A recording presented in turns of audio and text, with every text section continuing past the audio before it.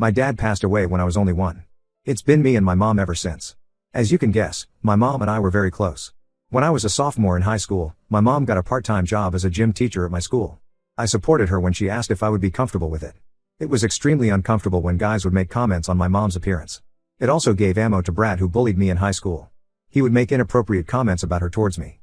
Brad was a year ahead of me, so I thought I was finally rid of him after he graduated. I was wrong. When I became a senior, my mom started going out very often.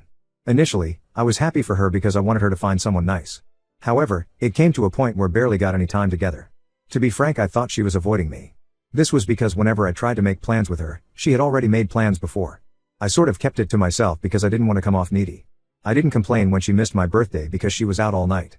When she tried to apologize the next day, I told her it was okay. After 6 months of this behavior, I decided to take action. I asked my mom if we could have dinner together, just the two of us. She said she was too busy. I got fed up and told her to stop ignoring me. She said that she wasn't ignoring me but that she had a life to live. That really hurt me a lot. Out of anger, I started to ignore her for a few days. After those days passed, she finally apologized to me. However, she said she needed to talk to me about something important.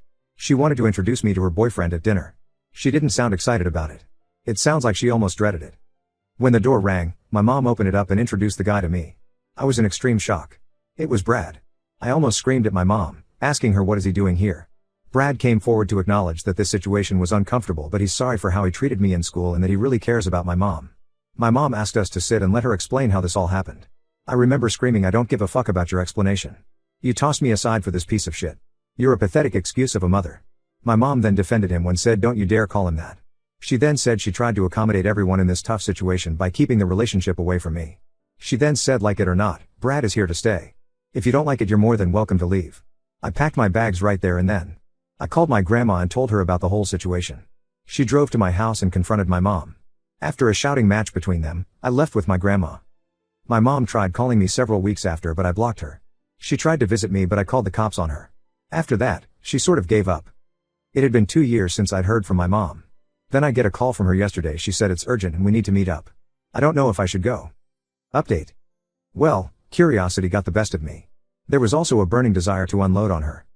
I finally texted back my mom asking where should we meet. She said we could meet for lunch at the restaurant at 12 p.m. I didn't have any class today, so I was good to go. When I arrived at the restaurant, I heard some woman scream my name. It was my mom, who I haven't seen for 2 years. She asked how was I and said she would hug me, but said she knew I would reject it. Her voice was shaking when she asked me to follow her to her table. Unsurprisingly, Brad was sitting there.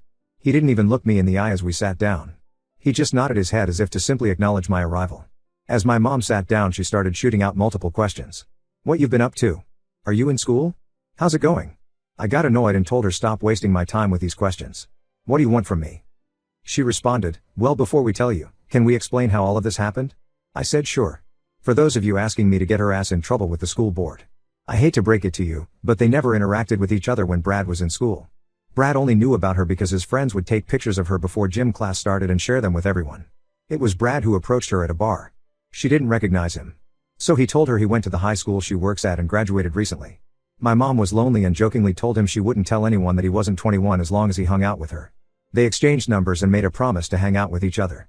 She said she knew that I wouldn't be comfortable with her seeing a peer of mine. So she kept it a secret and convinced herself it was going to be a short and casual relationship. Eventually, the relationship got serious. When she was hanging out at his house, she asked him about introducing him to me. He told her it wasn't a good idea. She responded by saying, "I'll get over the age gap relationship." He was forced to come clean about the relationship I had with him in high school. That's when my mom started tearing up and her voice was shaking. She said she was in shock about what she had done. She couldn't sleep at night because of the guilt. She couldn't even look at me without feeling immense guilt. She had him blocked on her phone. After a week, he sent him a message on Facebook to at least meet him once. She obliged. He showed up with roses and begged for forgiveness. He even said he'll apologize to me in person and that he's a changed person. She took him back. The next was the day she invited him to dinner. My mom burst into tears and begged me to forgive her for hurting me. She then said these 2 years have been painful for her. Finally, Brad spoke and admitted she misses you like crazy, dude. She still needs you in her life. My mom said, "I am sorry for being an awful mother. We want to make it up to you. We're moving to California and we want you to come with us. We will foot the bill for your education and everything else. You won't have to work at all. You'll have a permanent place in our home." I don't know what the hell came to me, but I started laughing like crazy. Like a madman. It was the most ridiculous proposition. Now, this is what makes me the monster.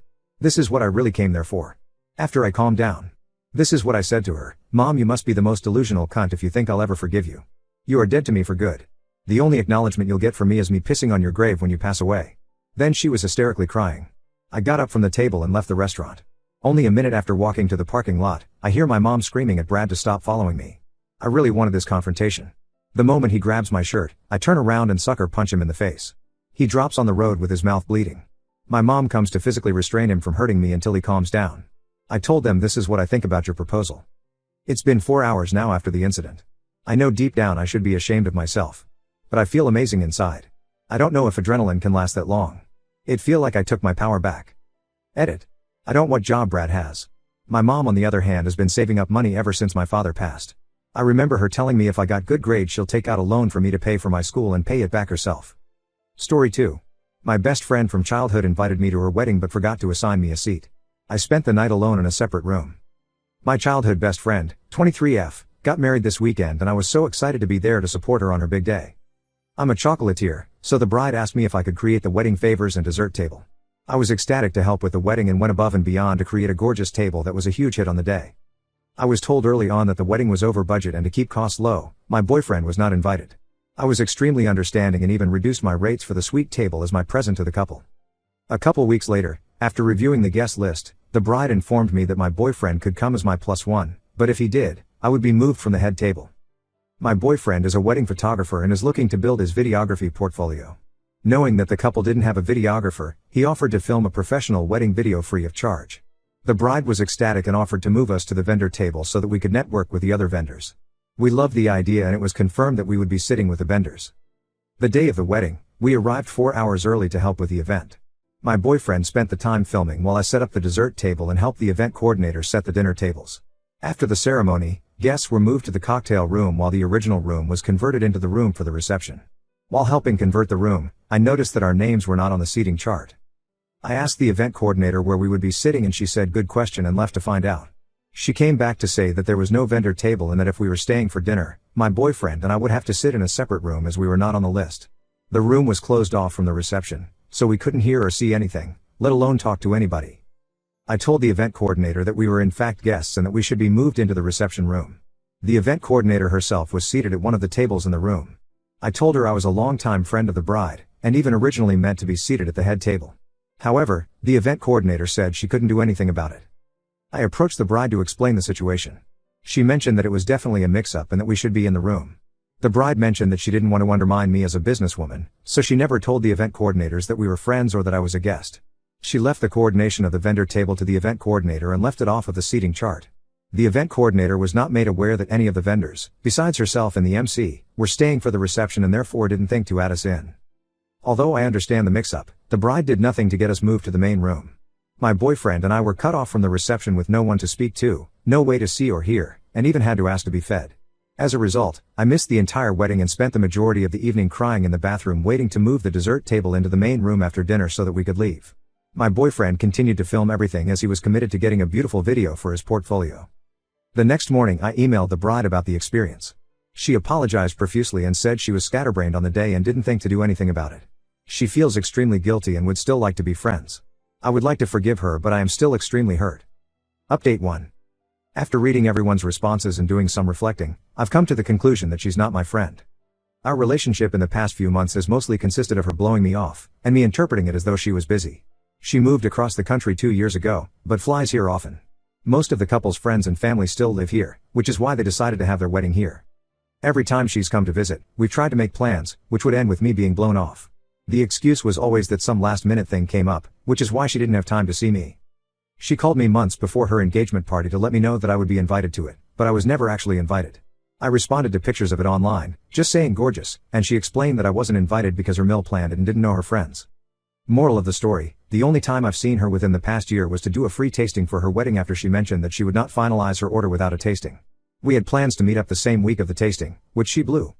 I reread her apologetic email and interpreted it differently the second time. The email mainly followed the structure of, excuse / but that's not an excuse.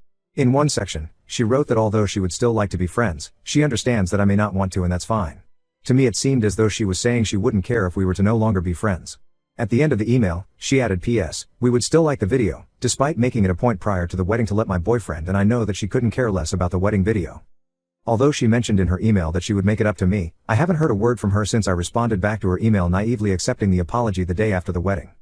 I watched my boyfriend's rough edit of the wedding video this week and listened to her speech. She added a section where she thanked her friends for transcending the lines of friends and family. She called out a long list of names from the friend group. Mine wasn't included, which sealed the deal for me. Especially since I was so involved in the preparation of the wedding that she wouldn't have just forgotten my name. Moving forward, I will be a lot more cautious with my circle, and I'll definitely be more strict with doing business with friends, no more paying out of pocket. My boyfriend has agreed to not go out of his way to send her the video. If she asks for it, he will send a link to a shortened version on his website. I couldn't convince him to add a watermark, although that was my favorite solution. Thanks everyone for your recommendations. So, we'll see if she comes around in a month or so. I will definitely not be reaching out.